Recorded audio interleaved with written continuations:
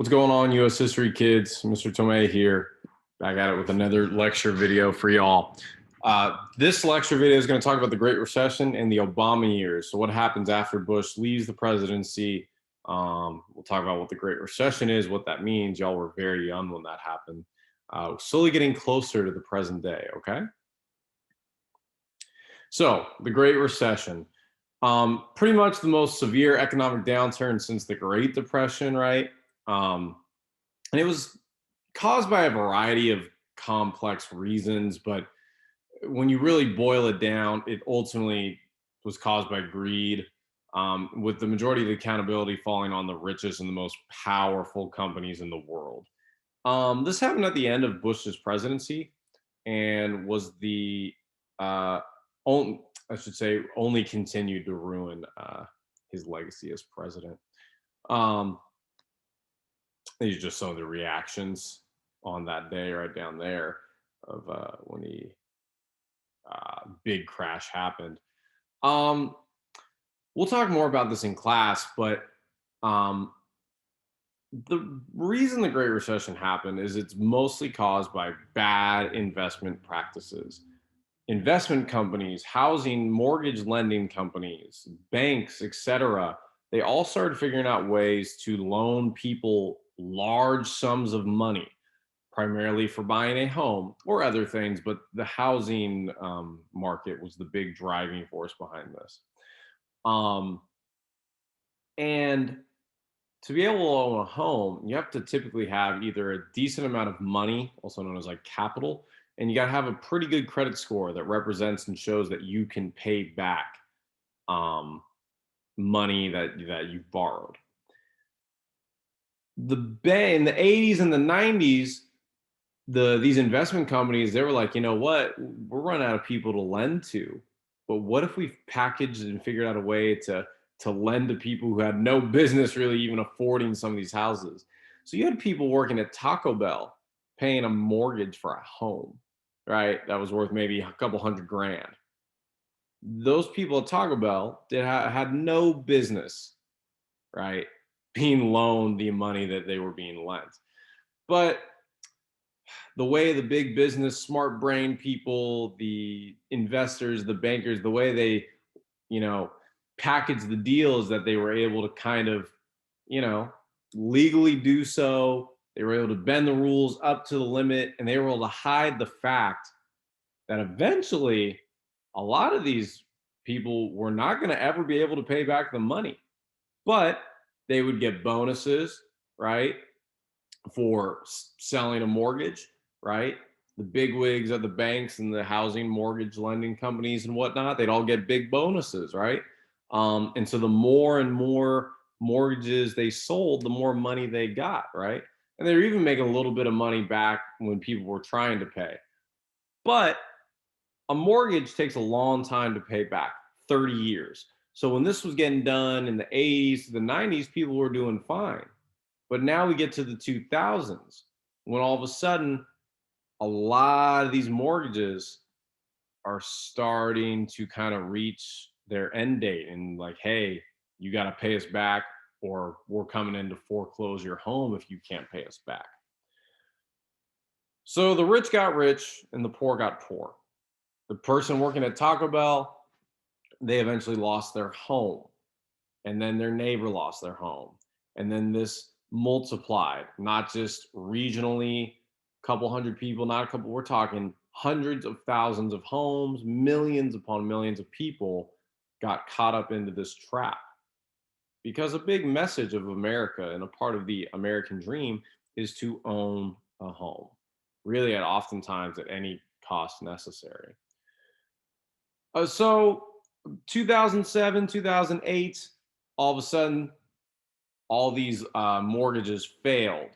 The banks then foreclosed on the home.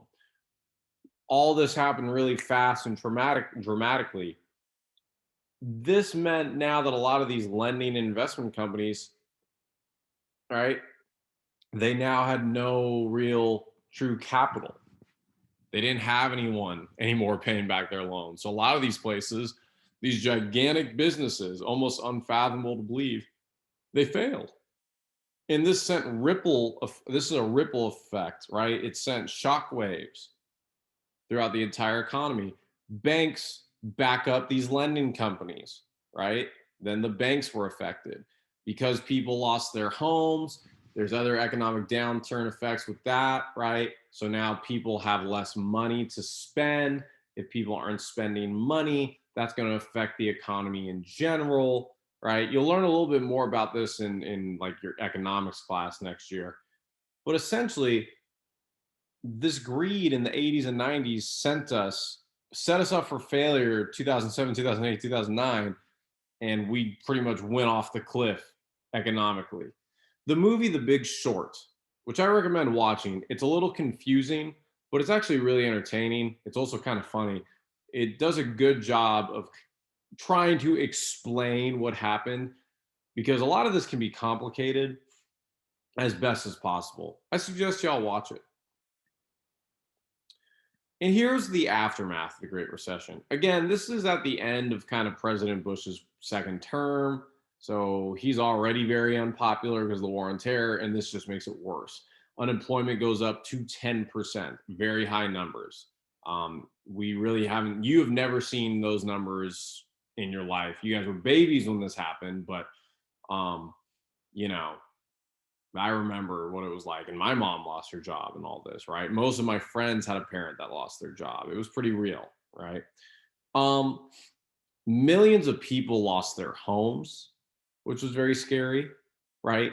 You think if you don't have a lot of, if you don't really have a lot of financial literacy and you signed one of these bad deal mortgages, you might have not known that this was going to happen to you. And unfortunately, that's what happened. People with kids, it didn't matter. The bank would just come and foreclose your home and tell you had to leave if you couldn't make the payments. Companies and banks that, were thought to be too big to fail, failed. Washington Mutual, Bear Stearns being two of the bigger ones. The government had to bail out the Wall Street investors, the banks, a couple other companies like Ford and GM were having a lot of financial trouble at the time, right? They were effectively bankrupt. They had no money. And this was a huge recovery effort that was meant to protect the financial institutions of America. How it played out kind of in pop culture, though, not great. Many Americans saw the bailouts as catering only to the rich, thus leading to a growing divide between the rich and the poor, educated, uneducated, blue collar, white collar, city versus rural communities. This definitely exasperated some of the differences today that we see and has played into the polarization of our democracy. The economy took a couple years to recover as well. And then I show you some pictures here on the right. Occupy Wall Street. This was the whole 1% movement, which was a big deal, or the 99% movement, 1% of the wealth. 1% of people in America own 99% of the wealth, but the other 99% of people are like, we want in, right? Like, it's just, that was their whole thing. There's a lot of protest movements, right? There was a lot of there was the Tea Party movement, which is kind of in many ways the baby infant level of like the MAGA movement and the QAnon movement. This is more of a conservative mindset, whereas like Occupy Wall Street and the 99 percenters or whatever, that was like the leftist response, whereas the Tea Party was the right response. Interesting stuff. But things will get better. A lot of that has to do with President Obama. He was a Democratic senator from Illinois. He defeated John McCain, who we had talked about. We kind of talked about that before during the 2008 presidential election. He's a generally favorable president, slightly above average, who's most noted for getting America out of the Great Recession and oversaw the passage of the Affordable Health Care Act. He's also our nation's first Black president, which pretty big deal considering every other president before him, was old white guy, right? Um, so a pretty big moment in our history from a symbolic visibility standpoint. Um, yeah, considering our country's history with race and whatnot, pretty crazy. This is him and John McCain on the left, right? Those are at those debates when people were more civil. Just some pictures there showing kind of the overall joy and emotion, especially in like the black community. You had Jesse Jackson. He was a very famous civil rights person throughout the 60s, 70s. Has fought his whole life for civil rights. And, he was pretty emotional when it was announced that Obama won the election. Pretty crazy. That is a young Obama, a young first family right there. Let's talk a little bit about what Obama was able to accomplish. First big thing was the Affordable Care Act. So the Affordable Care Act was passed in 2010, early on in President Obama's tenure, uh, and it's cut the number of uninsured Americans in half. It's actually probably even bigger. That's just numbers. That's just numbers I have from 2016. Um, the affordable healthcare provides healthcare to the most vulnerable populations, the most poor, the most disadvantaged, a lot of young people as well. Like I use the Affordable Healthcare Act to stay on my parents' healthcare for a little bit when I was like transitioning out of college. That was a big deal, saved me a lot of money. Yeah, it was huge. It helped my friends so much. Yeah, it's huge. So you know, I'm a direct person who benefited from this. Then we have the killing of Osama bin Laden. This was just a small victory for the United States, really, in the long war on terror. Despite years of kind of being told, the big thing was bin Laden was hiding in a cave in Afghanistan, right? That's kind of what was on the news, right? He's somewhere in Afghanistan, he's hiding out, and we couldn't find him. Remember, he was the architect of 9/11, and now we are in 2011. It took us 10 years to find him, and we're supposed to be the most powerful, effective, efficient fighting force, spying force in the world, right?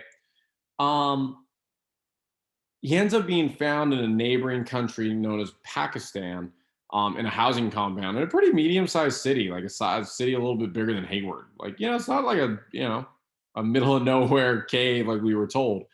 Um, he was almost hiding out in plain sight. Um, believe it or not. Eventually, we were able to locate him. When we did, we sent in a Navy SEAL team, and to either capture and or kill Bin Laden. The raid was at night, and ultimately Bin Laden was killed. Um, the raid took all of 40 minutes. There's a movie on it called Zero Dark 30. Bin Laden was then buried at sea, since no country would take his remains. I'll show you some videos in class, um, of the reaction at home when the news broke. Um, but yeah, pretty symbolically large moment in our history, um, since Bin Laden was enemy number one for America for a long time. That's the compound right there, and then the little pin is where he was located, right? And then to finish up, another great thing about Obama's presidency, a positive thing, was that same-sex marriage became fully legal in 2015. So this was right towards the end of Obama's presidency. The Supreme Court ruled in Obergefell versus Hodges that same-sex marriage was legal. There was nothing unconstitutional about that. Up until 2015, only like 2/3 of states allowed for gay marriage. Um, Primarily the most conservative states not allowing it, right? And the more progressive states allowing it. Um, Despite this, you know, that doesn't mean like the LGBTQ community is now nothing's the problem. No, there's nothing wrong, right? They have no more issues, right? It's not like America is no longer a homophobic place, right? And so on, or or transphobic, right? Or so on and so forth. There's a lot of issues with the transgender community. facing a lot of hatred and bigotry. Many states make it really impossible for people to be able to transition. They prevent like trans people from using their chosen gendered restrooms, and generally just kind of persecute trans people. When Trump was president, if you were trans, you couldn't join the military, and these are just a variety of laws that really affect like trans people. And generally speaking, the LGBTQ plus community at large is still really threatened, right? So it's important to understand and recognize that, since Stonewall, yes, our country has made significant steps forward, but we're still a lot of work to do for us to be a fully inclusive, accepting nation. Um, and that gets us pretty much to the Obama presidency. What comes next is the rise of Trump, the Trump years, the pandemic. A lot of things happen in a very short time. I'm still thinking of how the heck I'm going to teach you guys about it. Um, but that'll be next. Be on the lookout for that. In the meantime, do your homework. Keep rocking. I'll see you guys later.